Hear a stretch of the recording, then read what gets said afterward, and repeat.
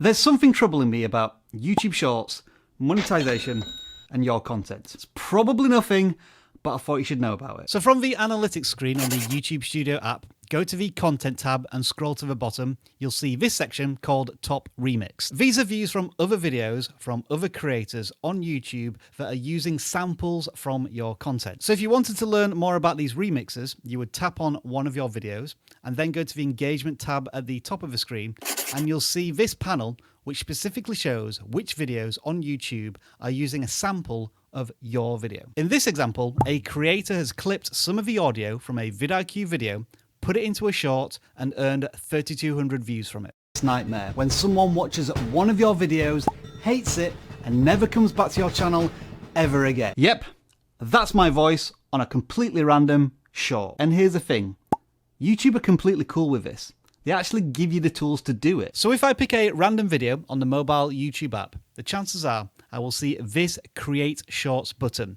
that allows me from vidIQ to grab this dude's audio and pump it directly into a YouTube short. Yes, it travels 2 days through the Rocky Mountains with an open air deck and a lounge car. Now this creator probably has no idea I can do that, and he might not be happy about it, but technically he consented to it. And that's because way down in the video detail screen, there is this option called Shorts Sampling that's always ticked by default when you upload a video.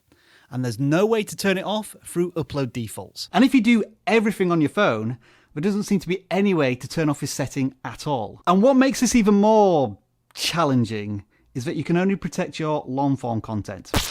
All YouTube Shorts are fair game. Now that you can change the colour of the light on the Xbox Elite Series 2 controller, you're probably wondering how you can do it on a regular Xbox controller. This icon indicates the source of the audio for this short. In this case, the audio is completely original. But if I tapped on this icon, it would allow me to use the sound from the short, which this creator did.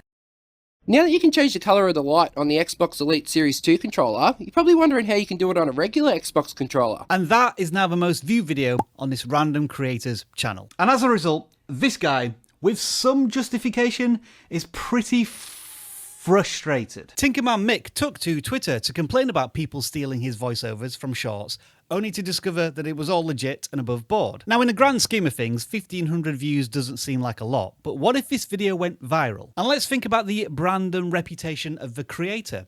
They are a large channel, likely with sponsors.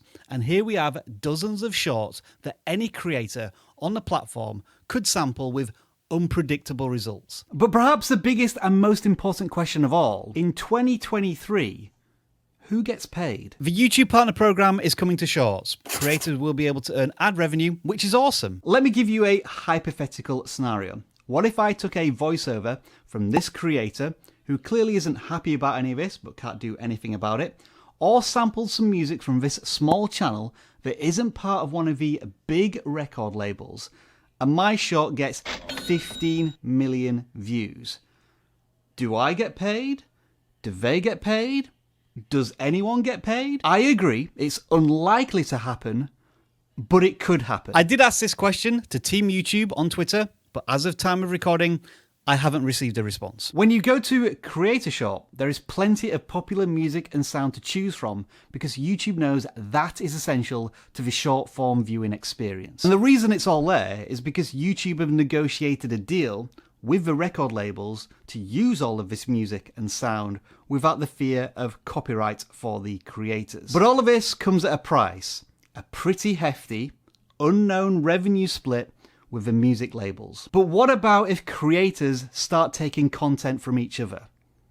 We never negotiated on that. And I hate to say it, but this could be the tip of the iceberg. And that's because YouTube is expanding these sampling options from audio to video as well. In fact, it's happening already.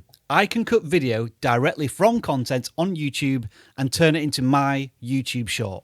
To me to stop. So rather than creating another YouTube channel and getting another 100,000 people. Yep, Jack sucks at protecting his own YouTube content. Yeah, the floodgates are about to open, and when there's money involved, things could get really messy. But I could be wrong about this. I just thought you should know. And if you have been living under a rock for the past month and you had no idea YouTube is about to monetize shorts, you can find out all the info over here.